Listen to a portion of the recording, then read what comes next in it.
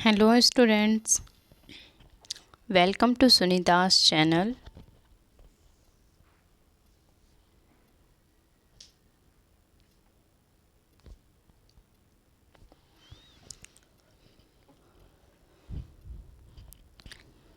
EVS आसपास 5th class chapter first कैसे पहचाना चींटी ने दोस्तों को।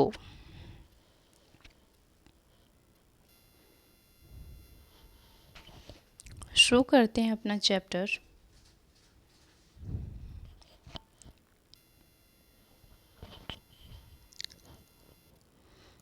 क्या तुम्हारे साथ भी ऐसा हुआ है?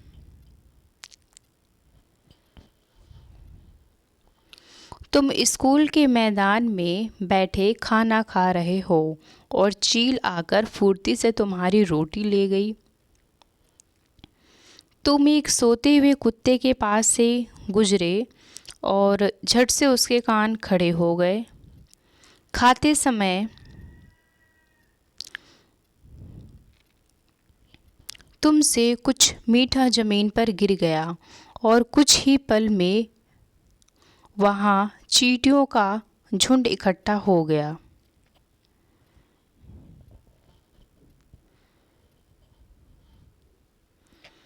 क्यों होता है ऐसा, सोच कर बताओ।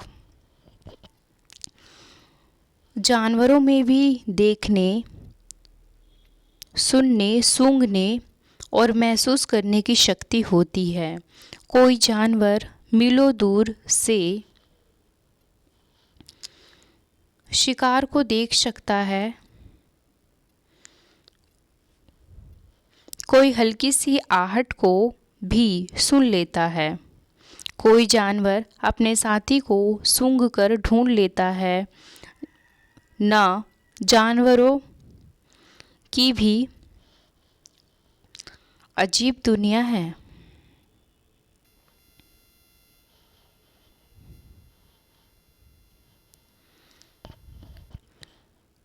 कैसे पहचाना साथी को। एक चींटी अपने रास्ते चली जा रही थी। अचानक अपने सामने दूसरी टोली की चींटियों को देखकर वह झट से अपने बिल की तरफ वापस लौट आई। बिल के बाहर पहरा दे रही चींटी ने उसे पहचान लिया और बिल में घुसने दिया।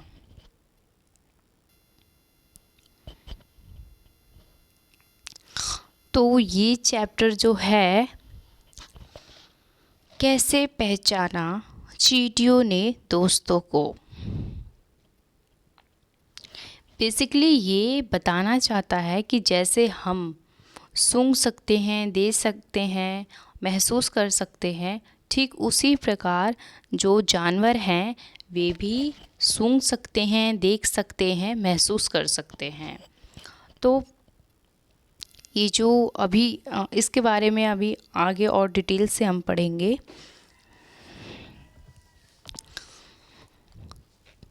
तो अभी शुरुआत चींटियों से यहाँ से शुरू हुई है कि जो ये चींटियाँ हैं ये हमेशा एक टोली में रहती हैं, एक समूह में रहती हैं।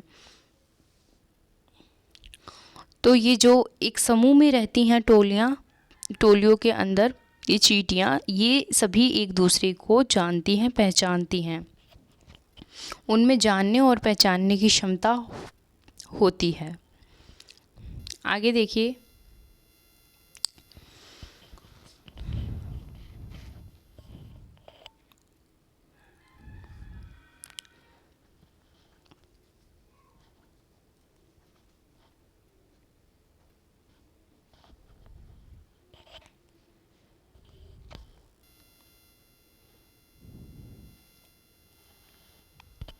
अब ध्यान से, बिना किसी चींटी को नुकसान पहुंचाए, उस कतार के बीच में पेंसिल से कुछ देर चींटियों का रास्ता रोको।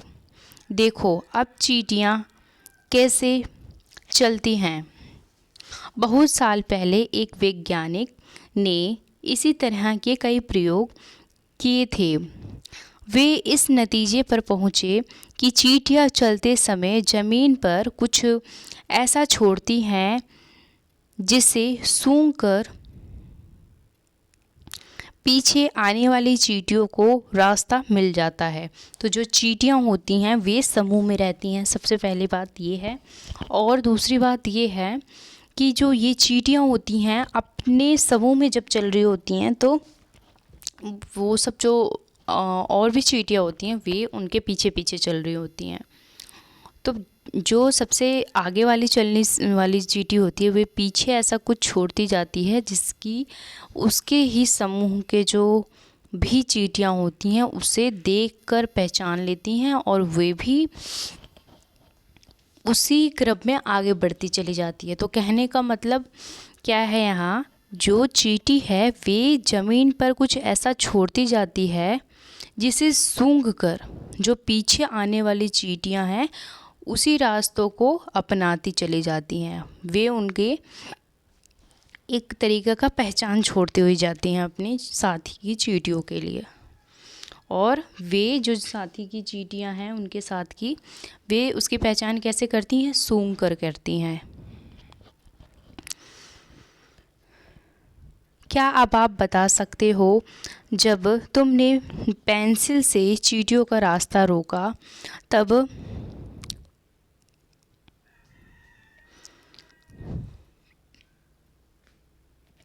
उनके ऐसे व्यवहार का क्या कारण था? कुछ नर कीड़े मकोड़े अपनी मादा कीड़े की गंध से उसकी पहचान कर लेते हैं। क्या तुम कभी मच्छर से परेशान हुए हो?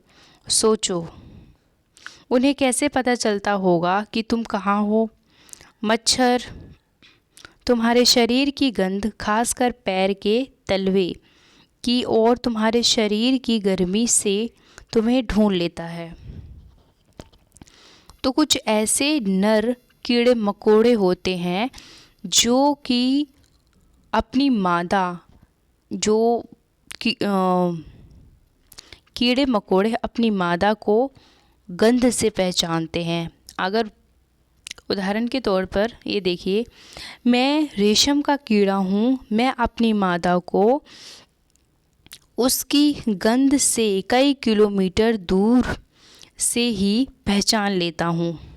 तो ये मादा जो ये नर जो है, नर रेशम का कीड़ा, ऐसे भी अन्य प्रकार के कीड़े मकोड़े होते हैं, वे अपने मादा की पहचान सिर्फ उनके सुगंध से कर लेते हैं, वो भी कई किलोमीटर की दूरी होने के बाद भी।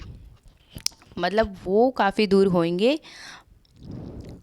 लेकिन जैसे उन्हें अपनी मादा की सुगंध आएगी तो वे पहचान जाएंगे कि हाँ, यहाँ मेरी मादा है। इसी प्रकार ठीक जो मच्छर होते हैं वे अधिकांशतः देखा जाता है कि मान लीजिए हम कहीं बैठे रहते हैं तो फिर हम वहाँ से उठ के या कहीं और आके बैठ गए तो वो जो मच्छर होता है ना कहीं से घूमते हुए हमारे पास ही आ जाता है।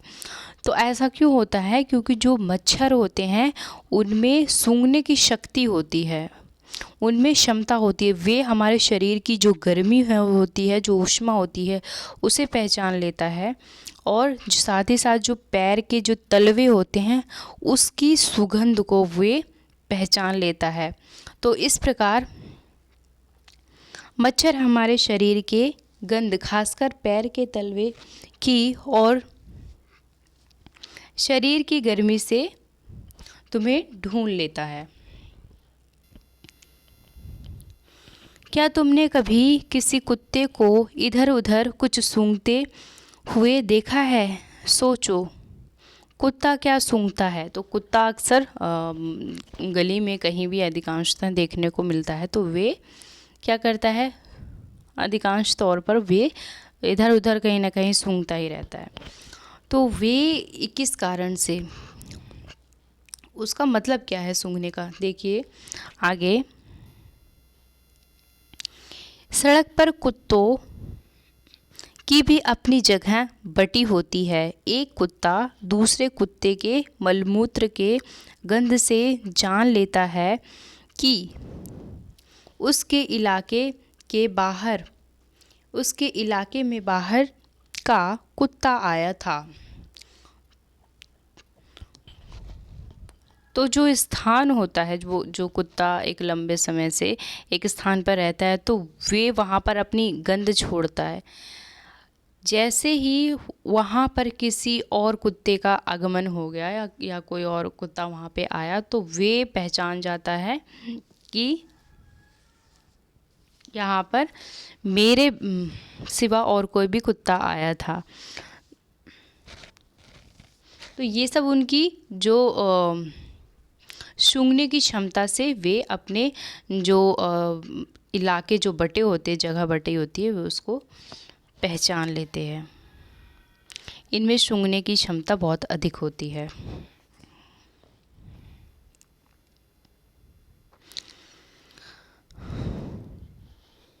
चर्चा करो। क्या तुम्हें अपने घर के लोगों के कपड़ों में गंध आती है? किसके? कभी किसी भीड़ से भारी जगह जैसे मैल में, बस में, ट्रेन आदि में तुम्हें गंध का एहसास हुआ है? बताओ कैसा लगा। चर्चा में है ये आगे। ऐसा क्यों? आज रजनी को ज़रूरी काम से बाहर जाना पड़ा। अपनी 6 माह के बेटे दीपक को वह अपनी बहन सुशीला के पास छोड़ गई।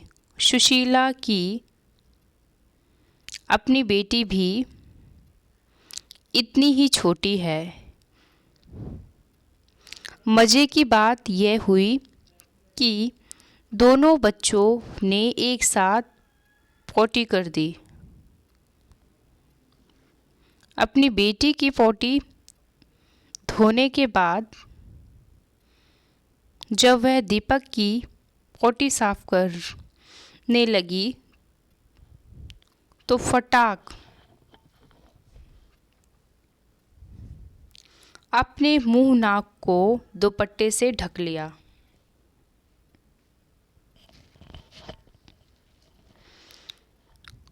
सोचो और चर्चा करो।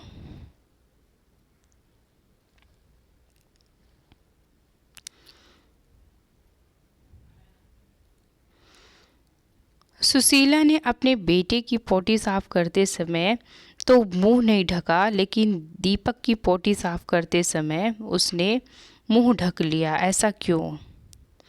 जब तुम कूड़े के ढेर के पास से गुजरते हो, वहाँ की गंध तुम्हें कैसी लगती है? उस बच्चे के बारे में सोचो जो दिन में कई घंटों इसी कचरे के ढेर में ही चीज़ें बीनता है। क्या गंध का अच्छा या बुरा होना सभी के लिए एक जैसा होता है, या इस पर हमारी विचार का असर भी पड़ता है?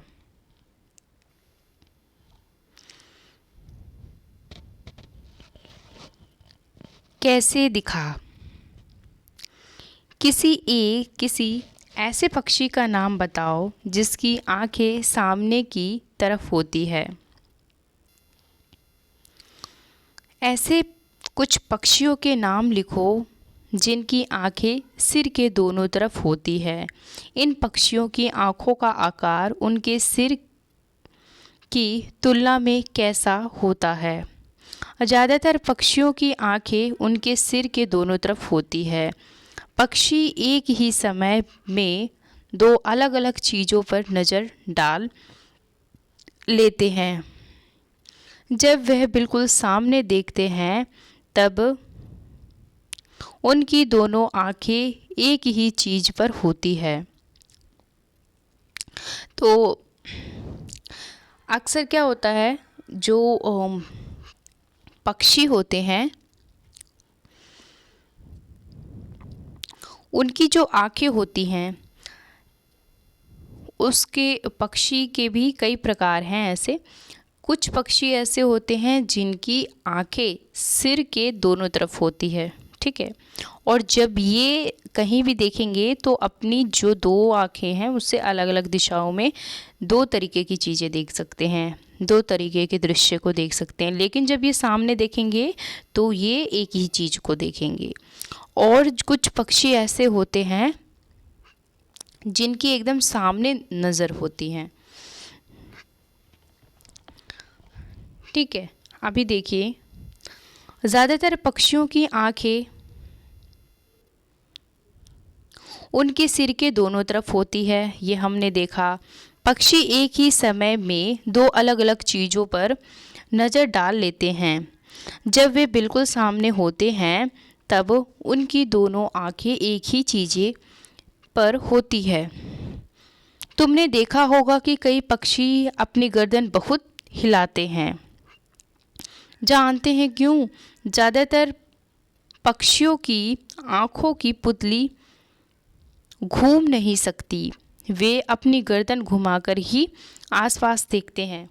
तो जो इस प्रकार के पक्षी होते हैं, जैसे ये यहाँ पे छोटे चूजों का उदाहरण दे रखा है कि इनकी जो आँखें होती हैं सिर के दोनों तरफ होती हैं, और जो इनकी आँखों की पुतलियाँ होती हैं वे ज़्यादातर ऐसे पक्षियों की जो पुतलियाँ होती हैं वे घूमती नहीं हैं।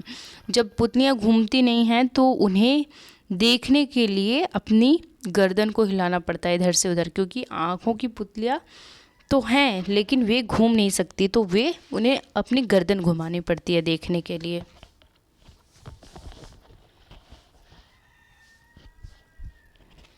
आगे तुम भी अलग अलग तरीक़ों से देखो। तुम अपनी दाएं आँख बंद करो या हाथ से ढको।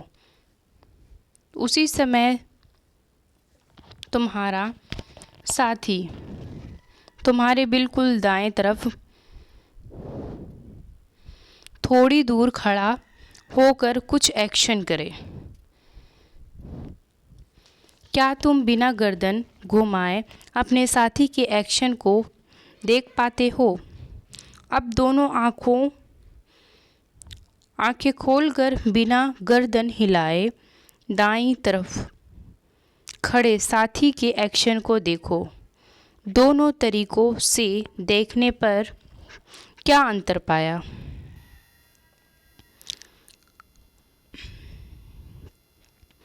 अब गेंद या छोटा सिक्का उछाल कर पकड़ने का खेल खेलो। एक बार दोनों आंखें खोलकर और एक बार एक आंख बंद कर कर।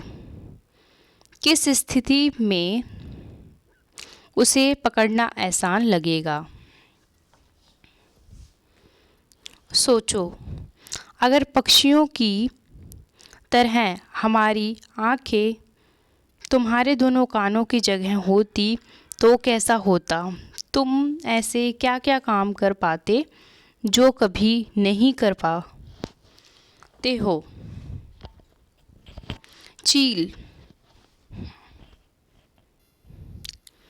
चील, बाज और गिद्ध जैसे पक्षी हमारे 4 गुना ज़्यादा दूर से देख पाते हैं। जो चीज़ हम 2 मीटर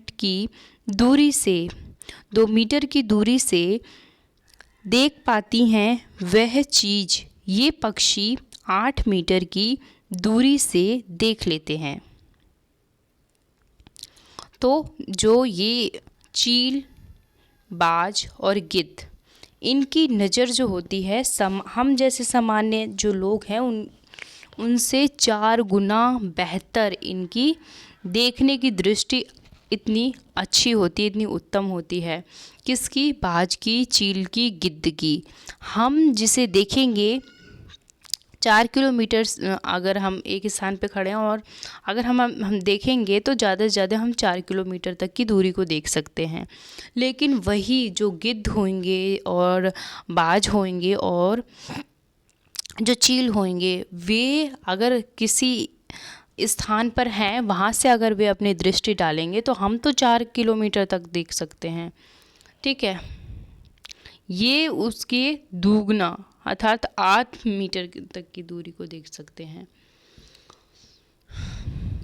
तो जो देखने की दृष्टि है वे बाज की, चील की और गिद्ध की सामान्य मनुष्य से 4 गुना से ज़्यादा 8 गुना बेहतर ये चील, बाज और गिद्ध देख सकते हैं।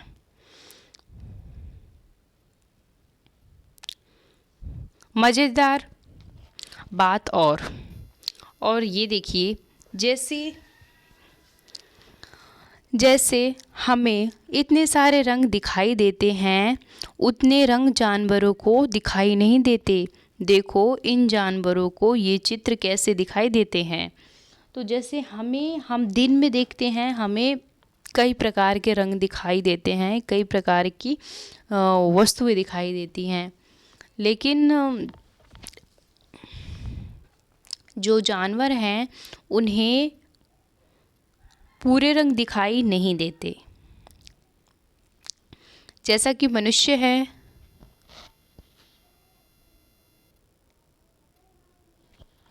इसे पूरे रंग दिखाई देंगे, चिड़िया को भी ऐसे ही कुछ पूरे रंग दिखाई देते हैं, लेकिन कुत्ते को अधिकांशतः हरा और हल्का पीला सफ़ेद रंग दिखाई देता है, और चूहे को क्या दिखाई देता है, ब्लैक एंड वाइट, ऐसा कुछ दिखाई देता है। आमतौर पर माना जाता है कि दिन में जागने वाले जानवर कुछ रंग देख पाते हैं, रात में जागने वाले जानवर हर चीज़ को सफ़ेद और काली ही देख पाते हैं। तो जो दिन में जानवर जागते हैं जैसे कि कुत्ते हो गए और इसके अलावा गाय हो गए, पशु पक्षी हो गए, ये सब जो हैं जो कि दिन में जागते हैं, हालांकि वो तो कुछ रंग देख सकते हैं, पूर्ण रूप से नहीं लेकिन कुछ रूप से उसे देख सकते हैं, लेकिन इसकी तुलना में जो रात को जागने वाले जानवर होते हैं वे क्या करते हैं, उन्हें सब चीज़ सफ़ेद और काली दिखाई देती है। जैसा कि हम जानते हैं उल्लू रात को सोता नहीं, वे जागता है, तो उसे हर एक चीज़ ब्लैक एंड वाइट दिखाई देती है। आगे ये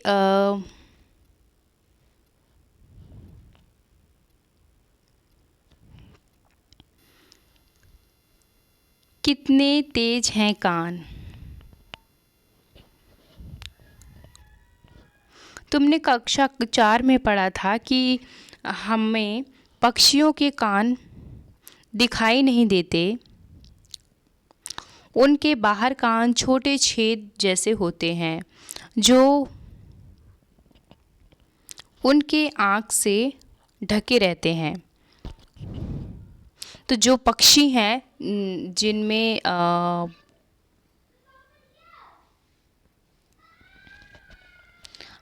अक्सर देखा जाए तो इनके कान नहीं दिखाई देते, जैसे मनुष्य के कान होते हैं, हाथी के कान होते हैं और गाय के कान होते हैं, भैंस के कान होते हैं, हिरण के होते हैं, शेर के होते हैं।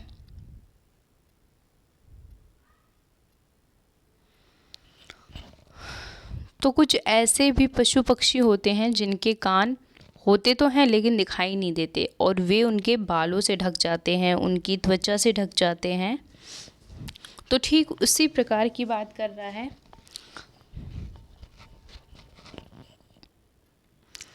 लिखो 10 जानवरों के नाम लिखो जिसके कान होते हैं, कुछ जानवरों के नाम लिखो जिसके बाहर कान हमारे बाहरी कानों से बड़े होते हैं। सोचो तुम्हें क्या लगता है, क्या जानवरों के कान के आकार और उनके सूंघने की शक्ति में कुछ संबंध होता है? करके देखो। स्कूल में कोई शांत जगह ढूंढो, वहाँ एक बच्चा बाकी बच्चों से थोड़ी दूर खड़ा होकर धीरे से कुछ बोले। बाकी बच्चे ध्यान से सुने। वही बच्चे फिर से उतनी ही धीरे बोले। इस बार बाकी बच्चे अपने कान के पीछे हाथ रखकर सुनेंगे। किस बार आवाज़ ज़्यादा साफ सुनाई दी? अपने साथियों से भी पता करो। तुम अपने कानों पर हाथ रख कर कुछ बोलो। अपनी ही आवाज़ सुनाई देती है ना?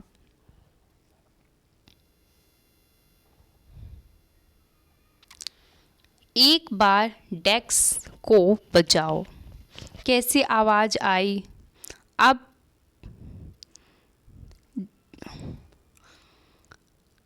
जैसे चित्र में दिखाया गया है वैसे ही डेस्क पर कान लगाओ। एक बार फिर अपने हाथ से डेस्क बजाओ। कैसी आवाज़ आती है? क्या दोनों आवाज़ों में कुछ अंतर है?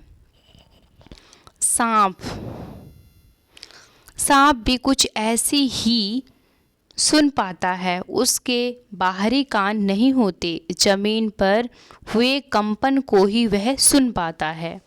तो जो सांप है, सांप के भी बाहरी कान नहीं होते, जैसे कि हाथी, हिरन आदि के जानवरों के होते हैं। सांप के ऐसे बाहरी कान नहीं होते, वे भी सिर्फ धरती पे होने वाले कंपन से ही वे उसकी पहचान करता है।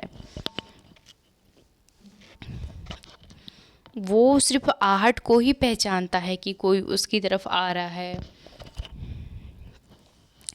और अपनी आँखों से काम करता है और बस कंपन से पहचानता है, उसके कानों में आवाज़ नहीं जाती।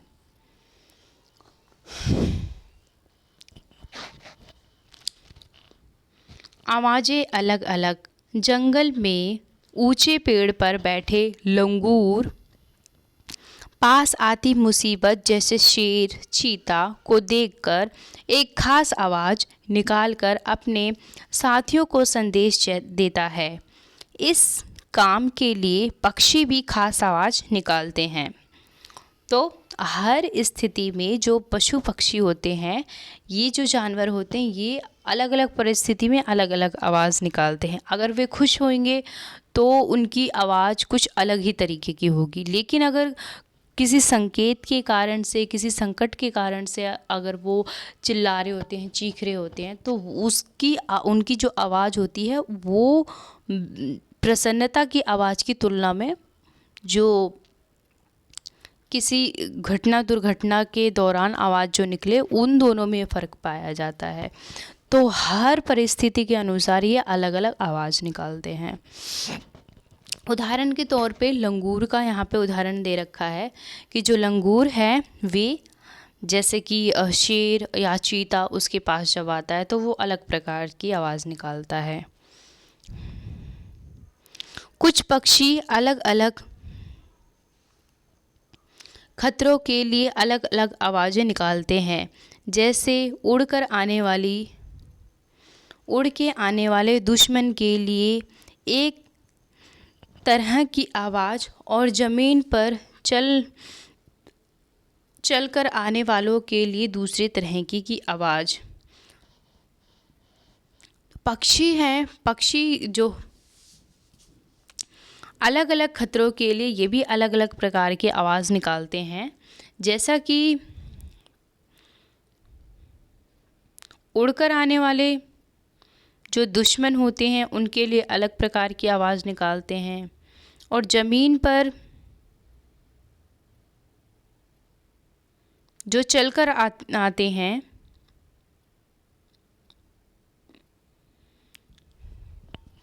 ज़मीन पर चलकर कोई पशु पक्षी आ रहा है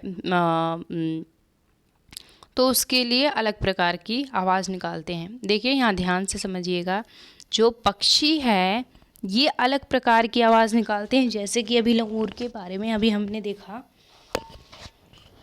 तो अगर कोई पक्षी के पास कोई उड़कर कोई पशु पक्षी जा रहा है तो वो उसकी मुसीबत के लिए अलग प्रकार की आवाज़ निकालते हैं। लेकिन अब उसी पक्षी के पास कोई चल कर जा रहा है, जैसे मान लीजिए कोई पक्षी है, काफ़ी दूरी पे बैठा हुआ है, उसके पास कोई हिरन गया या कोई बिल्ली गई, तो वे तो उड़ के जाएगी नहीं, ज़मीन से ही जाएगी। तो इस परिस्थिति में वे अलग अलग तरीके की आवाज़ निकालते हैं। ओके। मछलियाँ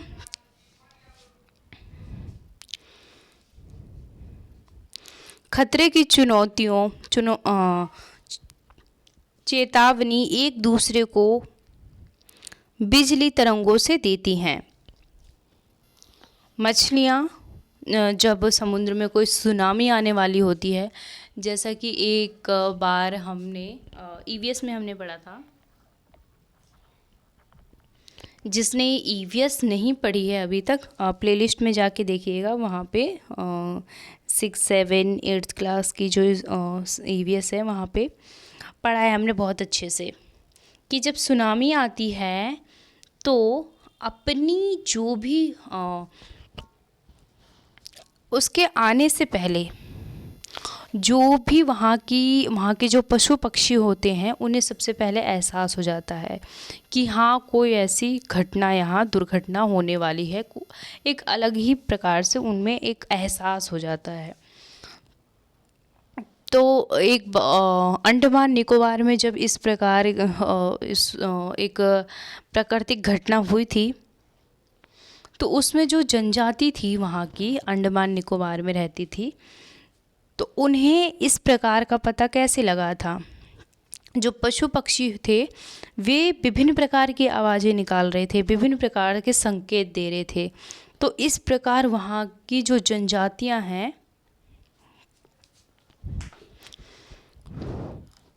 उन्हें पता चल गया था कि हाँ, कोई घटना या कोई दुर्घटना होने वाली है, कोई ऐसा कुछ होने वाला है प्राकृतिक में।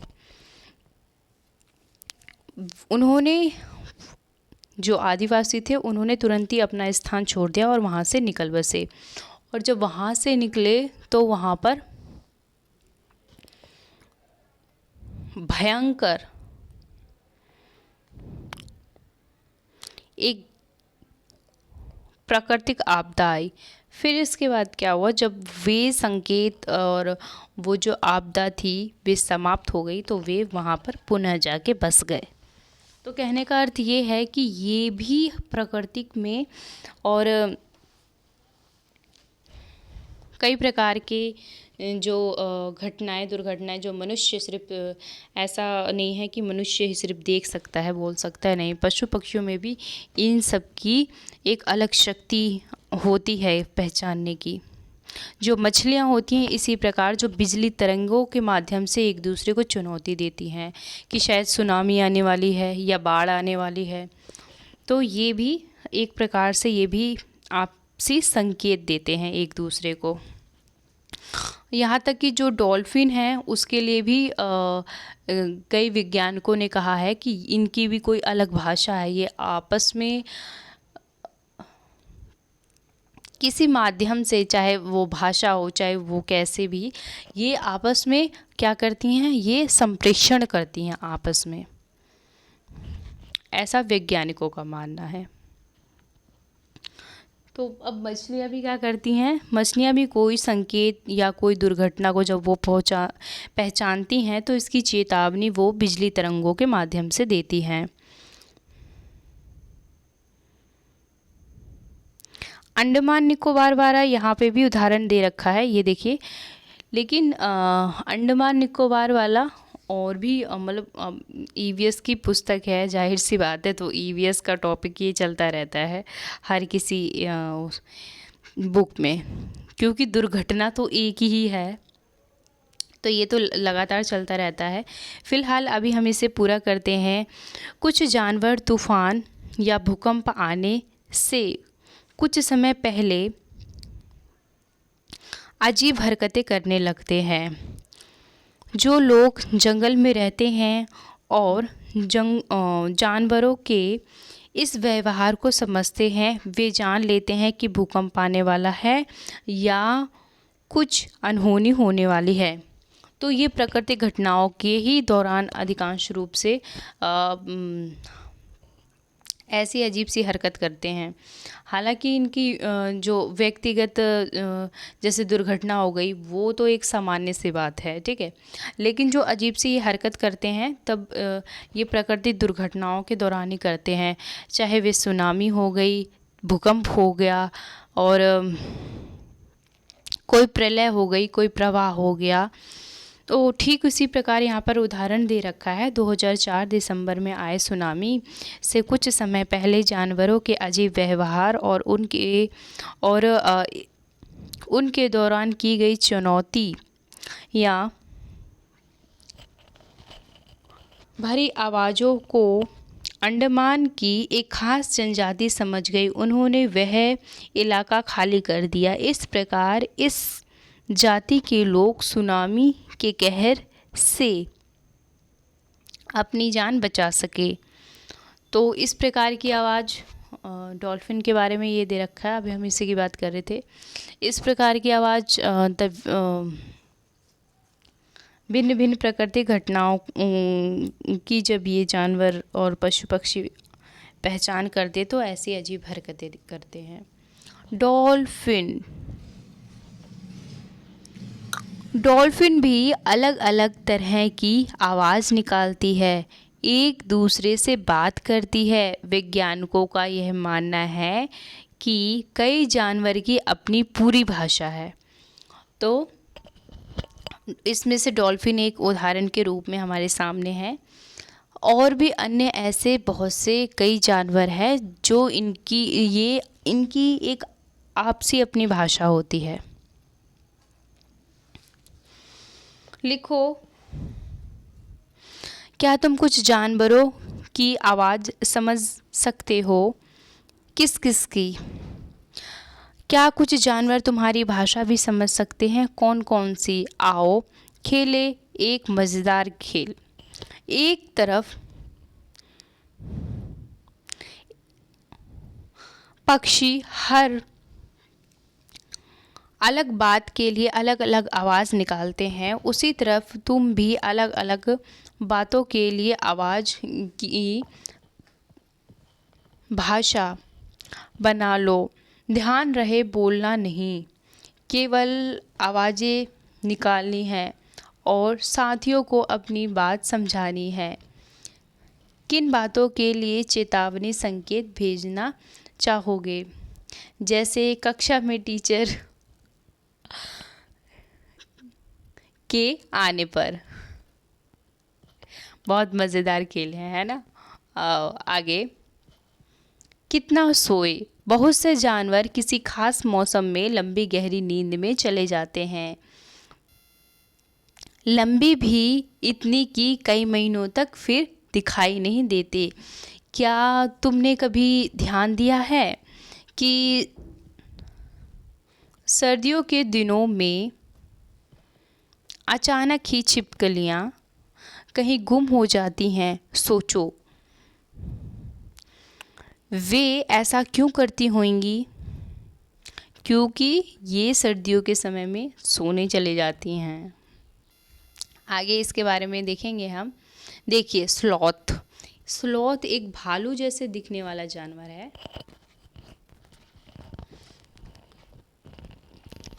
ये जो दिखने में पूरा भालू की तरह लगता है, लेकिन हकीकत में ये भालू नहीं है। तो देखिए इसके बारे में क्या है। ये भालू जैसा दिखते हैं पर भालू नहीं है। ये दिन के करीब 17 घंटे पेड़ों से उल्टे सिर लटकाकर मस्ती में सोते हैं। जो स्लॉथ होते हैं ये कितने घंटे सोते हैं? 17 घंटे, वो भी पेड़ों पर उल्टा लटक कर, सिर को उल्टा ऐसे पेड़ों पर लटकाकर ये मस्ती से सोते हैं। ये जिस पेड़ पर रहते हैं उसी पेड़ के पत्ते खाकर पलते हैं, इसीलिए इन्हें कहीं और जाने की ज़रूरत नहीं पड़ती।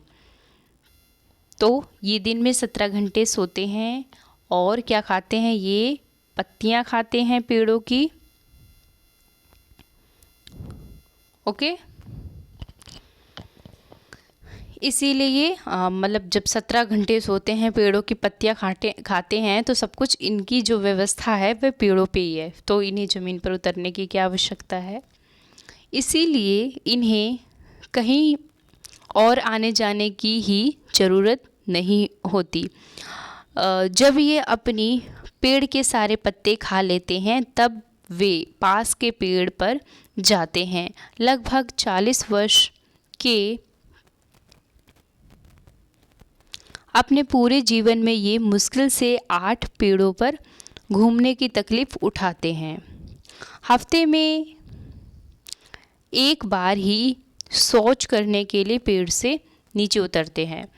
तो इनकी जो आयु होती है वे कितनी होती है, वे 40 वर्ष की होती है। 40 वर्ष में ये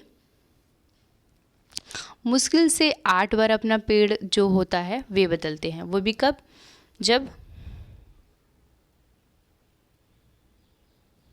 पेड़ों की पत्तियां समाप्त हो जाती हैं।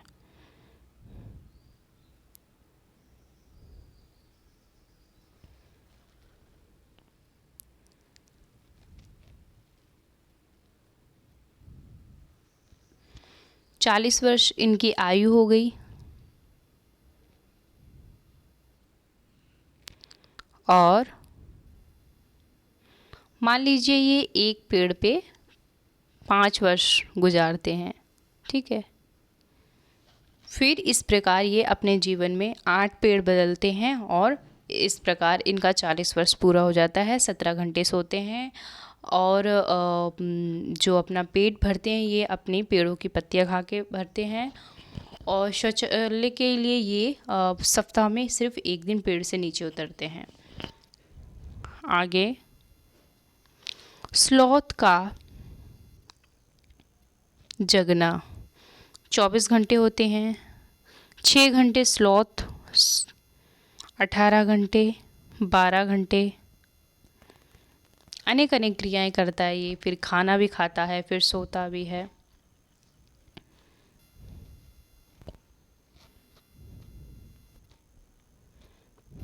ये पूरा सोने का समय है इसका, ये है जगने का समय। ये देखिए छिपकलियाँ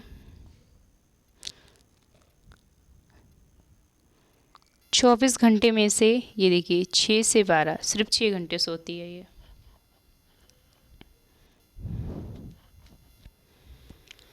अगर स्लोथ के सोने और जगने की प्रक्रिया 24 घंटे की घड़ी में देखनी हो तो वह ऐसी दिखेगी जैसा यहाँ दिखाया गया है। बताओ छिपकली के लिए सर्दियों में यह घड़ी कैसी दिखेगी? कुछ ऐसी दिखेगी। चित्र में कुछ जानवरों के सोने के समय को दिखाया गया है। हर चित्र के नीचे लिखो कि वह जानवर एक दिन में कितने घंटे सोता है। तो ये गाय है, ये 2 घंटे सोती है।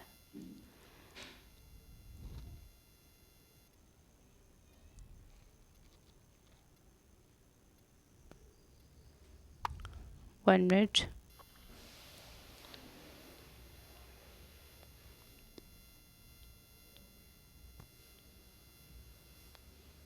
ओके, ये 4 घंटे,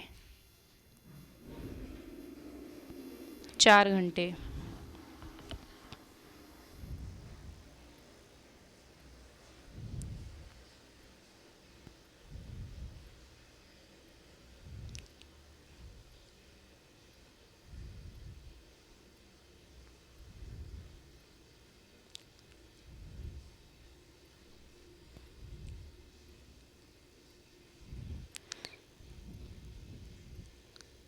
ये बिल्कुल 18 घंटे और ये 2 घंटे, ये 12 घंटे।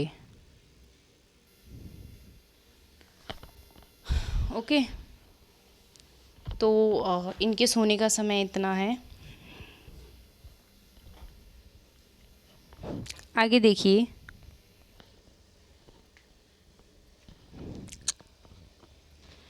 अपने आसपास किसी जानवर को देखकर क्या तुम्हारे मन में कुछ प्रश्न उठते हैं?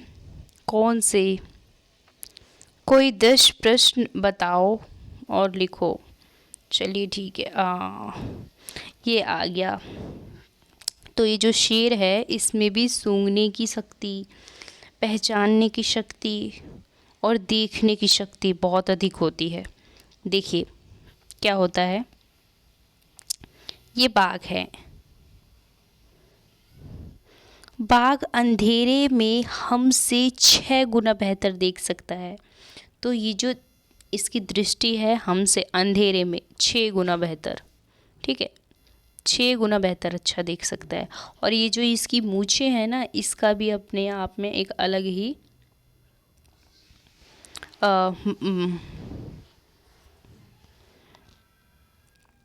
इसका एक अलग ही स्थान है।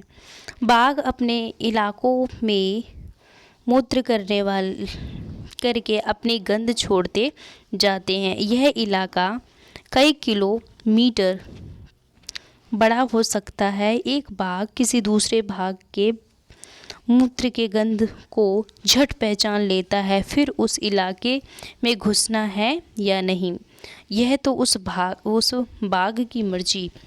तो ये भी जैसे कुत्ता भी अपने इलाके में अपनी गंध छोड़ते हुए जाता है, तो जो ये बाघ होते हैं ये भी अपने इलाके में अपनी गंध छोड़ते हुए जाते हैं, और ये भी उन्हीं कुत्तों की तरह ही पहचान करते हैं कि उनके इलाके में कोई दूसरा बाघ आ गया है। तो ये आगे अब उसमें प्रवेश करे या अपना दूसरा स्थान बदले, ये उनके ऊपर निर्भर करता है। आगे, बाघ के मूंछ हवा में हुए कंपन को भांप लेते हैं और उसे शिकार की बिल्कुल सही स्थिति का पता चल जाता है। इसमें इन्हें अंधेरे में रास्ता ढूंढने में भी मदद मिलती है। ये जो मूंछें हैं बाघ की,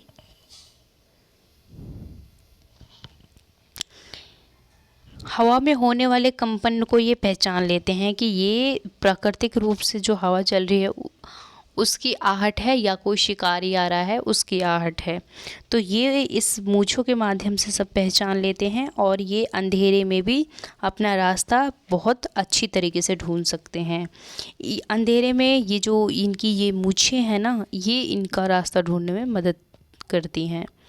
आगे, बाघ मौके के अनुसार अपनी आवाज़ बदलता रहता है। गुस्से में अलग आवाज़, और बाघनी को बुलाना हो तो अलग आवाज़, कभी कराहना तो कभी गर्जना। बाघ का गुर्राना 3 किलोमीटर दूर तक सुना जा सकता है। तो बाघ की भी जैसे हर जानवर की और पक्षी की अलग अलग आवाज़ होती है, ठीक उसी प्रकार जो ये बाघ होता है ये अलग अलग स्थितियों में अलग अलग आवाज़ निकालता है। अगर ये गुस्सा करता है तो इसकी अलग आवाज़ निकलती है, और इसकी जो गर्जना होती है 303 किलोमीटर तक जो दूरी तक सुनाई देती है। अगर बाघनी को बुलाना हो तो उसके लिए भी अलग आवाज़ निकालता है। आगे, बाघ हवा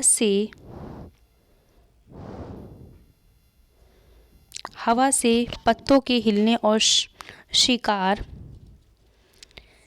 के झाड़ियों में हिलने से हुए आवाज़ में अंतर को भांप लेता है। बाघ के दोनों कान बाहर की आवाज़ इकट्ठा करने के लिए अलग अलग दिशाओं में हुए ज़्यादा घूम भी जाते हैं। तो जो कान की आवाज़ जो अगर बाघ अगर इसके कानों में आवाज़ पड़े तो ये अपने कानों को दिशाओं के अनुसार ये मोड़ भी सकता है। अगर इसे ऐसा लगता है कि आवाज़ किस दिशा से आई, तो उसको सुनने के लिए ये कई तरीक़ों से, अलग अलग तरीक़ों से, अलग अलग दिशाओं में ये अपने कान मोड़कर आवाज़ सुन सकता है। झाड़ियों में छुपे हुए शिकारी को पहचान सकता है, और वे प्राकृतिक रूप से हिले हैं या फिर कोई शिकारी मौजूद है वहाँ, या फिर कोई पशु पक्षी है, तो ये सब ये पहचानने में ये इन सब की ये जो मूंछें हैं, ये इन सब की सहायता से वे हम मनुष्य जैसा ये भी जी सकता है। जैसे हम अपने हमारे जो इंद्रियां हैं 5, ठीक इसी प्रकार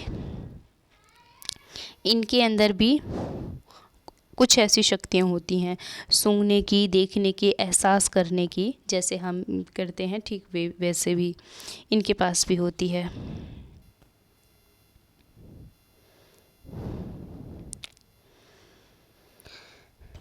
बाघ इतना सतर्क जानवर है, लेकिन इन सब के बावजूद आज वह खतरे में है।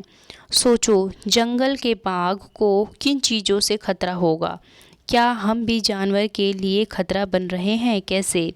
क्या तुम जानते हो, हाथी को उनके दांतों और गैंडों को उनके सींग, शेर, मगरमच्छ और सांप को उनकी खाल के लिए मार दिया जाता है। कस्तूरी हिरण को थोड़े सी खुशबू के लिए मार दिया जाता है। जानवरों को मारने वाले लोगों को शिकारी कहते हैं।